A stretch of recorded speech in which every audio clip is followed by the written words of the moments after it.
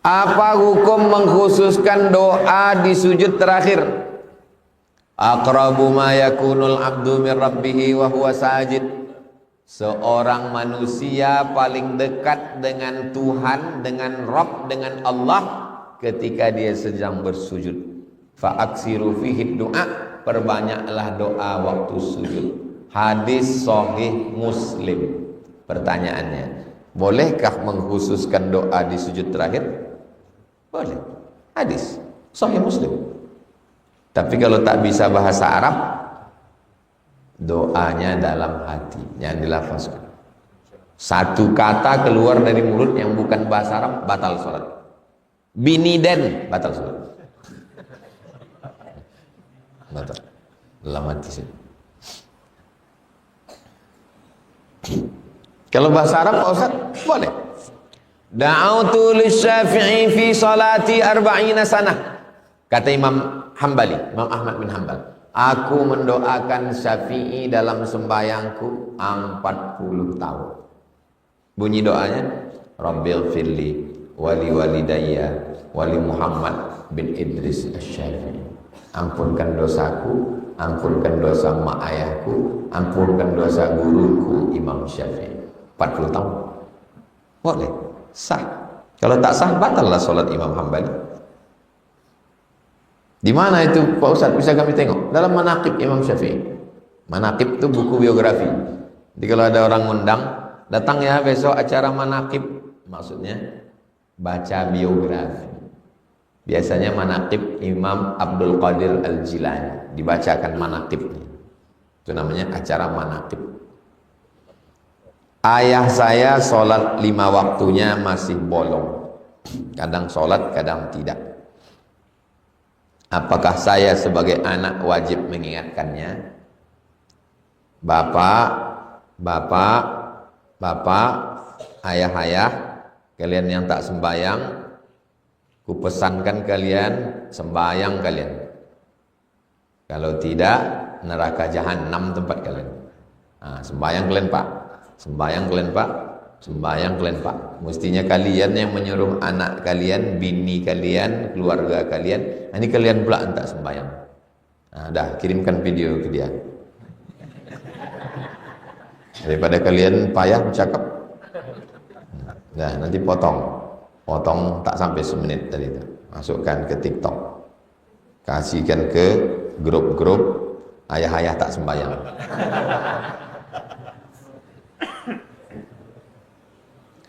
Di bulan Ramadan setan diikat, dipenjara, dibelenggu. Apakah itu dari Quran? Tak ada. Dari Al-Fatihah sampai ke An-Nas, tunjukkan saya mana ayatnya. Setan diikat. Pernah kalian sholat imam baca? Ingatlah setan diikat. Tak ada. Lalu dari mananya bahan ceramah Ustadz itu katanya setan diikat?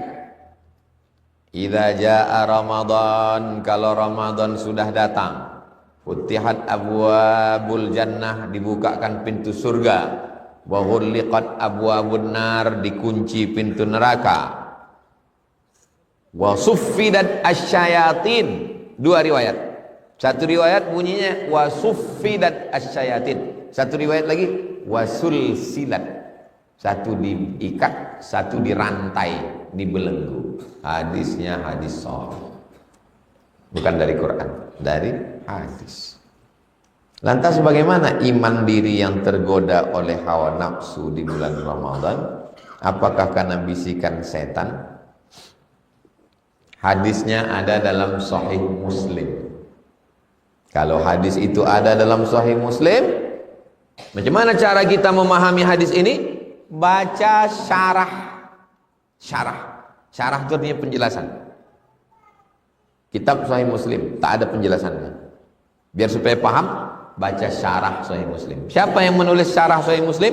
Yang menulis syarah Sahih Muslim, yang menulis Riyadhus Shalihin, Imam Nawawi. Nama kitabnya Al-Minhaj, Syarah Sahih Muslim Ibnul Hajjaj. Apa makna setan dibelenggu? Satu, setannya dibelenggu badannya, tapi lidahnya masih tetap bercakap. Makan, makan, makan, makan, makan. Alladzi yuwaswisu fi, dia memang dibelenggu, tapi dia tetap pakai mikrofon. Jelas? Makna kedua, kau tadi waktu kata sambutan itu kenapa macam kikuk, grogi kau tengok?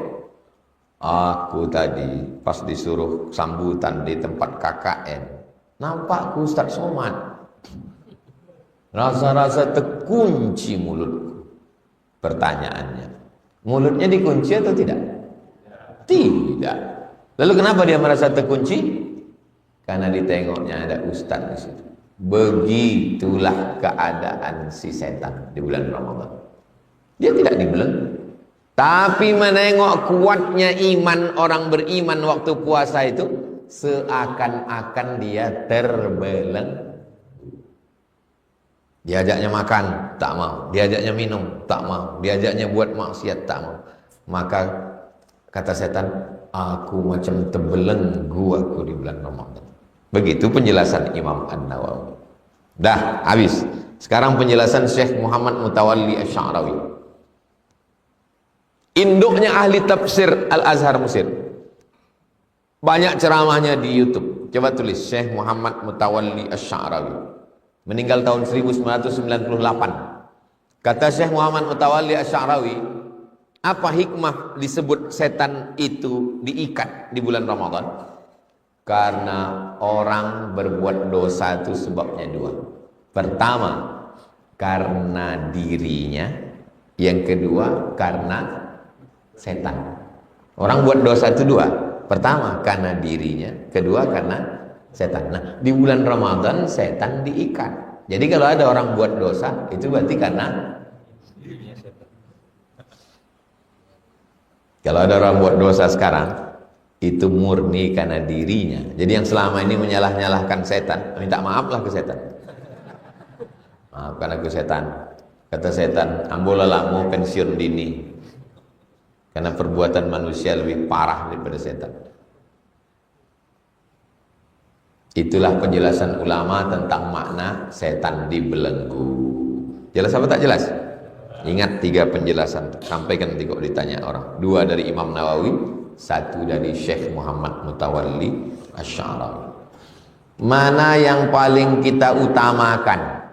Bersedekah sama orang fakir miskin atau bersedekah pada anak yatim? Sedangkan fakir miskin hidup susah, anak yatim tersebut orang yang terpandang dan banyak uang.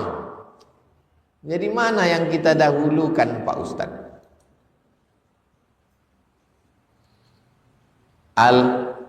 Al-sadaqah ala qadril hajah.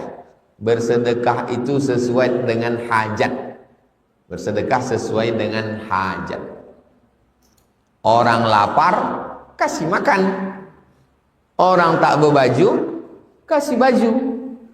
Anak yatim, sawit bapaknya luas, kebun gotahnya banyak. Duit pensiun bapaknya mengalir, tapi emaknya sibuk mengurus skincare, mau berlaki lagi. Sampai anak ini tidak ada guru ngaji, tak mengaji budak nih. Maka untuk anak yatim bukan dikasih beras, tapi dikasih voucher.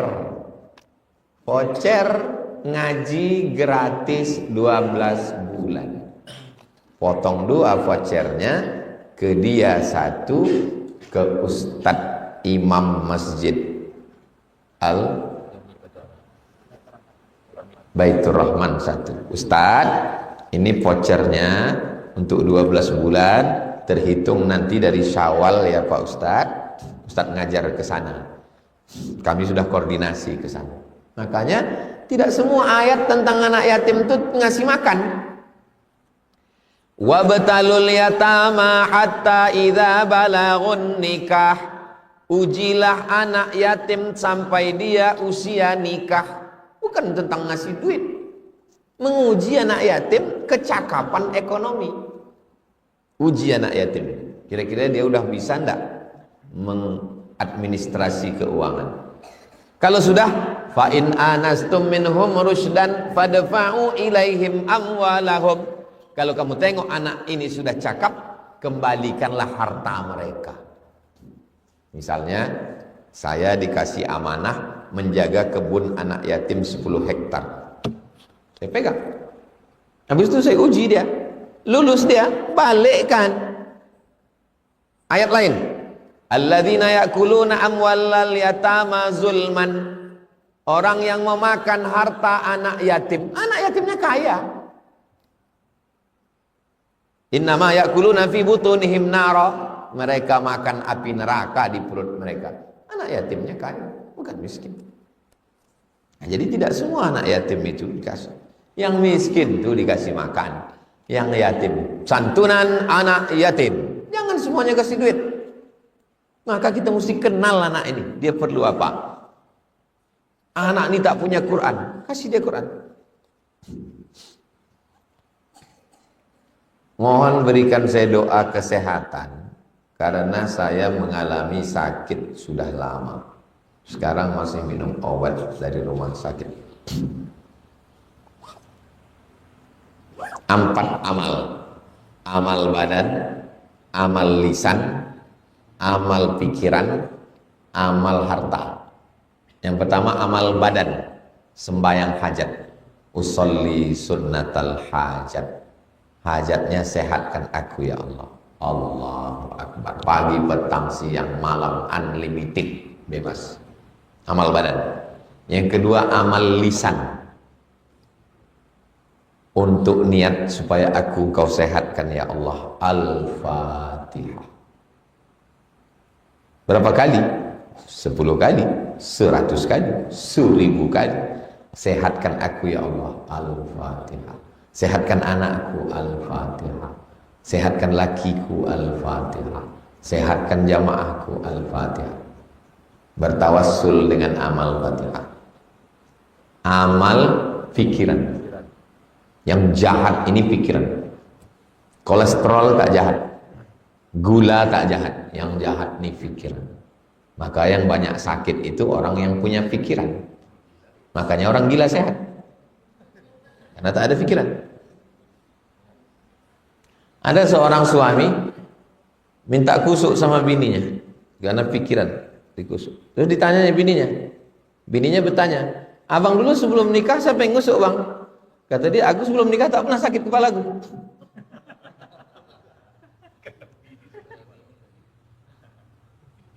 Berarti dia sakit itu gara-gara pikiran. Oh, gara-gara bini. Naik asam lambung, naik diabetes, naik gula darah, naik kolesterol gara-gara pikiran. Maka tenangkan pikiran. Dengan apa? Bahwa ini takdir Allah 50.000 tahun sebelum Allah menciptakan langit dan bumi. Allah sudah pikirkan itu, teruskan itu untuk menghantam pikiran ini supaya dia jangan kemana-mana. Amal badan udah, amal lisan udah, amal pikiran udah. Sekarang amal harta, bersedekah. Ya Allah, berkat sedekahku ini sehatkanlah aku. Sedekah. Aku tak banyak duit Pak Ustaz, belikan pergi ke pangkal jalan Kamboja nih kalau sore, belikan sebungkus sirup 2 bungkus, antarkan ke rumah anak yatim. Buka puasa nanti ya, habis itu berdoa, ya Allah, berkat sedekahku ini sehatkanlah aku. Dari mana dalilnya nih? Amalan yang Ustaz kasih di mana dalilnya?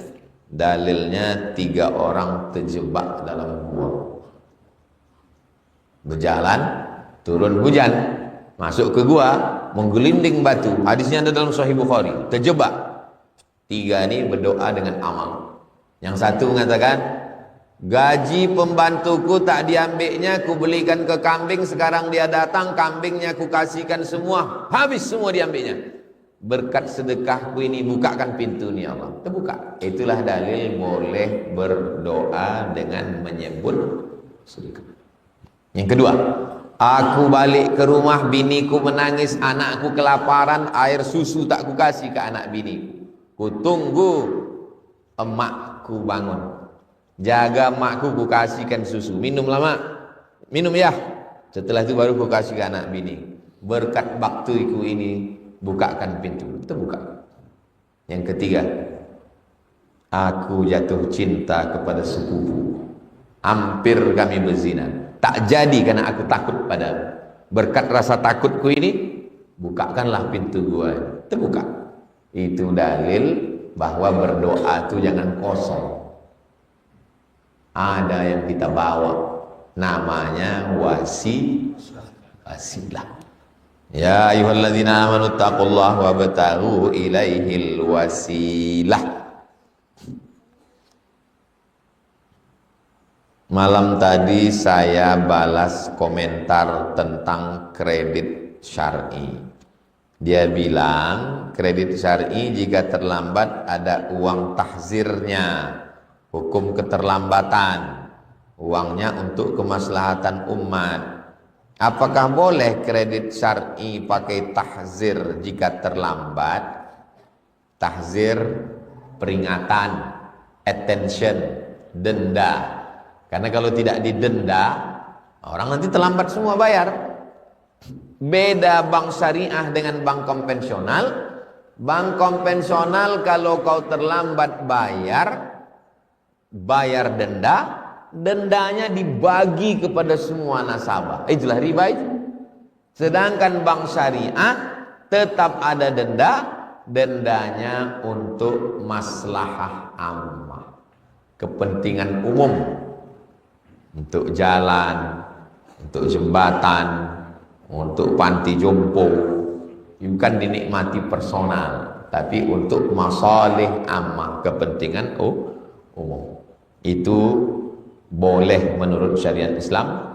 Semua permasalahan bank syariah dikeluarkan fatwanya melalui DSN, Dewan Syariah Nasional. Semua bank mesti ada 3 orang DSN, Dewan Syariah Nasional, mengeluarkan fatwa. Di bank itu ada namanya DPS, Dewan Pengawas Syariah. Itulah maka orang berlomba-lomba masuk fakultas syariah jurusan muamalah ekonomi, karena nanti tamat mau jadi DPS, Dewan Pengawas Syariah. Kau kuliah di mana? Fakultas Syariah. Jurusan ekonomi syariah. Oh, mau jadi pengawas? Enggak, mau nikah sama pengawas. Berapa takaran untuk satu fidyah? Mazhab Syafi'i 1 mud. 1 mud, 1 mud, 1 mud, 1 mud. 1 mud, 1 mud, 1 mud, 1 mud. Berapa mud? 4. 4 mud ini campur jadi satu, namanya 1 sok. 1 mud, 2 mud, 3 mud, 4 mud, namanya 1 sok. 1 mud ini berapa? 750 gram. 750 gram. 750 gram, 750 gram, 750 gram, 750 gram. Berapa? 3 kilo. Saya bayar zakat fitrah dari tahun 2008 sampai 2025 ini insya Allah 3 kilo, karena saya pakai 1 mud 750 gram. Kenapa Ustadz kami bayarnya 2,5? Mana aku tahu? Tanyalah dia. Nah, salah beramal bagus lebih daripada kurang. Kalau berlebih terhitung sedekah, kalau kurang berutang kita. Berarti kami yang selama ini bayar 2,5 kilo, itu fatwa MUI, Basnas pun 2,5. Kalau kalian ikut ya tak apa-apa. Tapi kalau saya 3 kilo.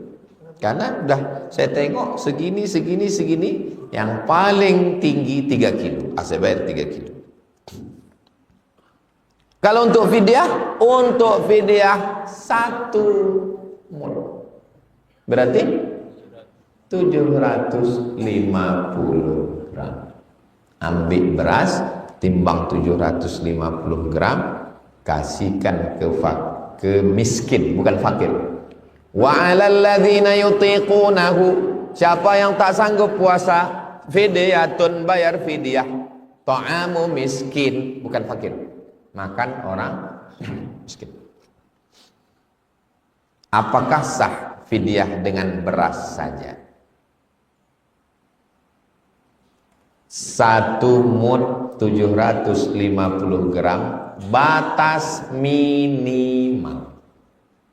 Lalu yang dipakai di Pekanbaru sekarang, Basnas Kota Pekanbaru menetapkan 1 fidyah, makan pagi, makan siang, makan malam 50.000. Karena bukan cuma nasinya, santannya, lauknya, jariangnya, sayurnya. Basnas Jakarta 60.000. Basnas Papua tak sama. Jadi jangan samakan seluruh Indonesia ini, karena lain kebutuhan orang. Jadi kalau ada orang yang ngasih cuma 750 gram, batas mini.